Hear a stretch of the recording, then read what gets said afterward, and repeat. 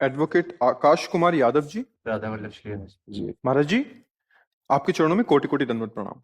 गुरुदेव भगवान, मैंने आज से 9 महीने पूर्व से आपके सत्संग के माध्यम से आपसे जुड़ा, जिसके फलस्वरूप मुझे आपकी कृपा प्राप्त हुई, जिससे मेरी गंदी आदतें, बुरे आचरण जैसे शराब पीना आदि, अधर्म की कमाई करना, ये सब छूट गया। ये सब अपने आप ही आपकी कृपा से छूट गया।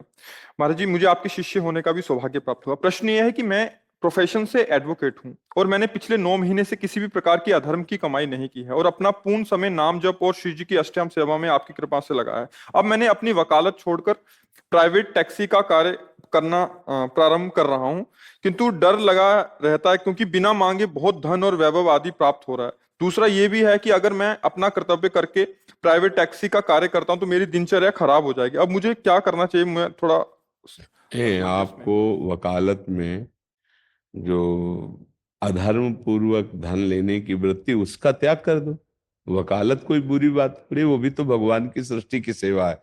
मानो जैसे आपको इतना आभास हो रहा है कि ये जो आदमी हमको धन दे करके अपने पक्ष में ले रहा है, ये गलत है। आदमी गलत आदमी अधिक धन देने की चेष्टा करेगा, और सामने वाला जिसके विपक्ष में हम लड़ रहे हैं वो धनी नहीं है और निर्दोष है, तो फिर हमको उसका पक्ष नहीं लेना चाहिए जो हमें धन देकर अपने में, हमें निर्दोष को बचाना चाहिए।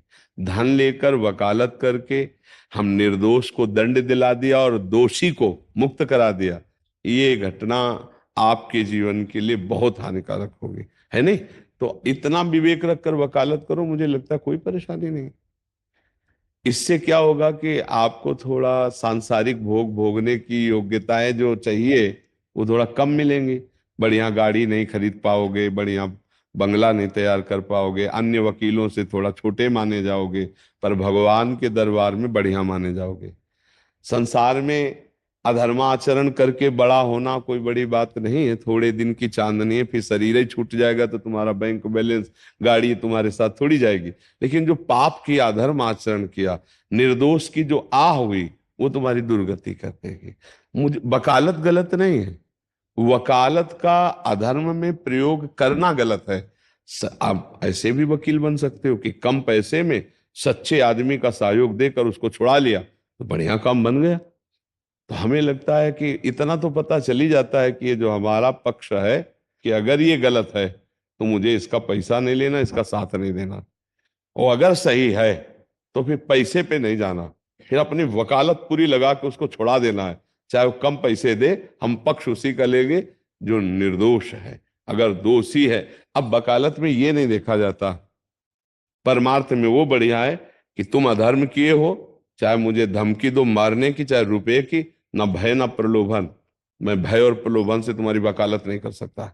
और निर्दोष है तो चाहे पैसा कम मिले लेकिन वकालत करूंगा और उसको जिताने की कोशिश करूंगा। ऐसे में क्या परेशानी है? दरअसल गुरुदेव ये है ना कि पैसा जो आ रहा है वो मेरे पास इतना एक्सपीरियंस नहीं वकालत में, 7 साल की वकालत है केवल, इतना ज्ञान भी नहीं है कि मैं बहुत ज्यादा उस पर लेके जाके मैं कमाई कर सकूं धर्म पूर्वक ही। तो अब एक दिन मैंने श्री जी से प्रार्थना की थी कि मुझे को ऐसा रास्ता दें जिससे मैं धर्म पूर्वक करके नाम जप करते हुए कम पैसे कमाऊं और अच्छा जीवन जियो। तो अंदर से प्रेरणा हुई कि मेरा एक पुराना जो बिजनेस था प्राइवेट टैक्सी का, तो मैंने उसको दोबारा से करना है। मैंने एक कार भी ली है, अभी मैंने उसको शुरू नहीं किया यहाँ हाँ पर आप बस इस देखो, जो भी अब मैं जैसे वही करना चाहता हूँ, बस यही प्रश्न है। देख लो, आप देख लो, जैसे आपको सुख मिले, जैसे आपकी दिनचर्या चले, बस अधर्म आचरण का त्याग करना है।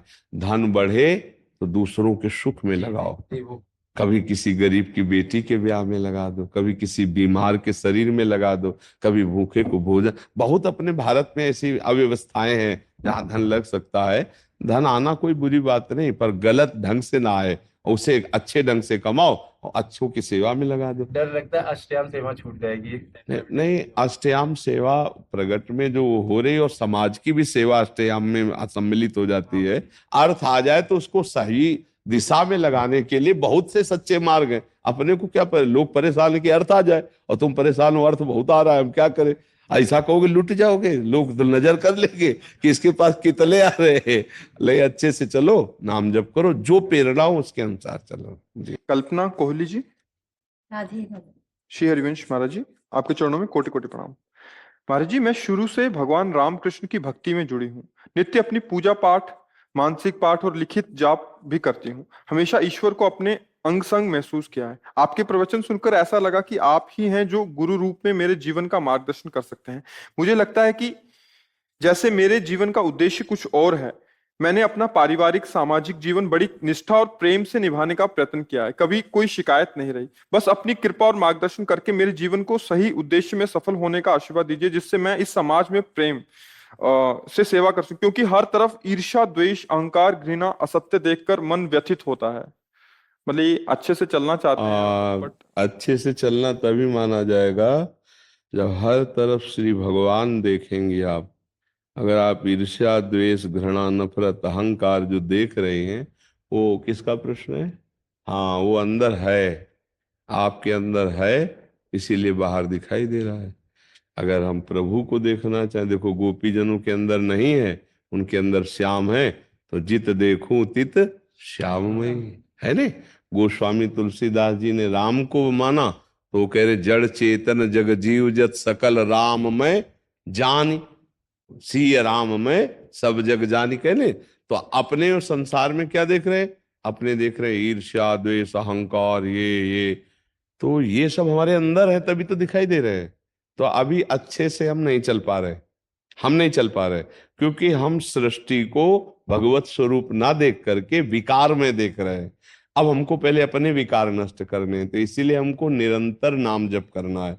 नाम जप करना है, सत्संग सुनना है, पवित्र भोजन, पवित्र चरित्र, हमारा चरित्र पवित्र हो, आहार पवित्र हो, हमारा चिंतन पवित्र हो, तो हमें पूरे संसार में एकमात्र भगवान दिखाई देंगे। न कहीं राग, न द्वेष, न कहीं पाप, न पुण्य, न अहंकार, ये सब नहीं दिखाई देगा। अच्छा, जैसा चश्मा वैसा ही दर्शन होता है। सृष्टि कैसी, जैसी हमारी दृष्टि वैसी हमारी सृष्टि।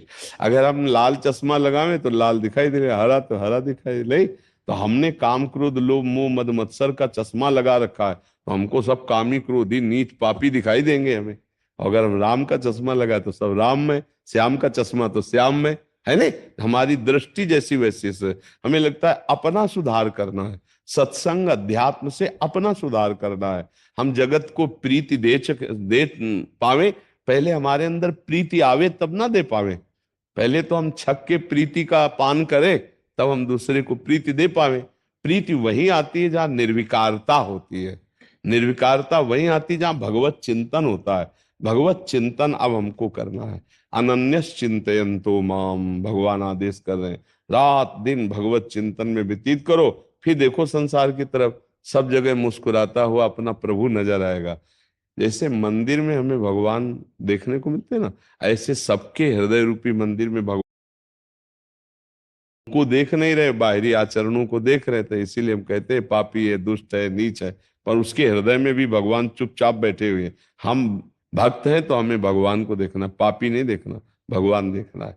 अब ये बात समझ में आना बहुत कठिन बात है कि कोई हमें गाली दे हम उसे भगवान माने, कोई हमारा बुरा सोचे हम उसका मंगल सोचे।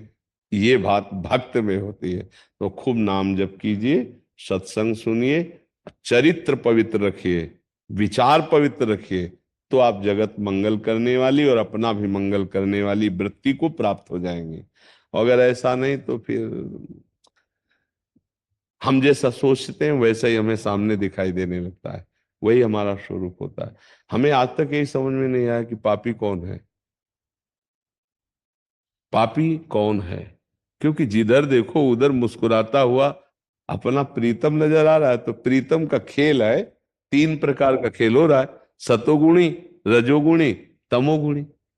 देखो, जब हम खेल देखने जाते हैं, जैसे सिनेमा फिल्म देखने जाते हैं, तो उसमें जितना बढ़िया वो दुष्टता का रोल करेगा और जितना बढ़िया हीरोगिरी का रोल करेगा, उतने फिल्म देखने में मन लगेगा। बोले इसमें वो खलनायक दुष्ट का रोल जो करते हैं, विलियन, हाँ विलियन जो भी कहते हैं, अगर वो कमजोर हो तो फिर नहीं, वो भी वही जोर होना चाहिए, तो हीरो भी जोर होना चाहिए, तभी तो पूरी फिल्म अच्छी लगेगी। तो ये भगवान की फिल्म है, पूरा संसार जगन नाटक वही भगवान। अच्छा, उसमें डायरेक्टर अलग है, हीरो अलग है, हीरोइन अलग है, विलियन अलग है, सब अलग अलग है। और इसमें आप ही डायरेक्टर हैं, वो आप ही हीरो हैं, वो आप ही विलियन है, अपने आप से अपने आप में वो नाटक कर रहा है। अब इस जोर के नाटक को अगर आप देख पाओ कि मेरा प्रभु ही तमोगुणी, मेरा प्रभु ही रजोगुणी, मेरा प्रभु ही सतोगुणी लीला कर रहा है, अब हम किसको बुरा कहेंगे? जब मेरा स्वामी ही लीला कर रहा है तो हम बुरा किसको कहेंगे? अगर स्वामी को भूल गए तब फिर हमें बुरा और अच्छा, यही सांसारिक दृष्टि है और यही भागवतिक दृष्टि है। देखो भगवान गीता जी में कह रहे हैं, विद्या विनय संपन्ने ब्राह्मणे गविहस्तनी स्वनीचय सुपाके चा पंडिता समदर्शिना। जो सब में एक भगवान को देखता है वही ज्ञानी है, वही विद्वान है, वही भक्त है। और अगर ऐसा नहीं देखा तो फिर संसारी है। तो संसारी दृष्टि का परिवर्तन करना ही तो अध्यात्म मार्ग है। नाम जप करो, अच्छे आचरण करो, शास्त्रों का स्वाध्याय करो, संतों का संग करो, तो अध्यात्म जागृत हो जाएगा, सब ठीक हो जाए। यहाँ ठीक हुआ तो सब ठीक हुआ, यहाँ गलत है तो सब गलत है। यही सुधार करना है, बाहर नहीं। यहाँ सुधरा तो सब ठीक हो जाता है। समझ पा रहे आप? अंकित द्विवेदी जी, बैंगलोर से। राधा वल्लभ सिंह। She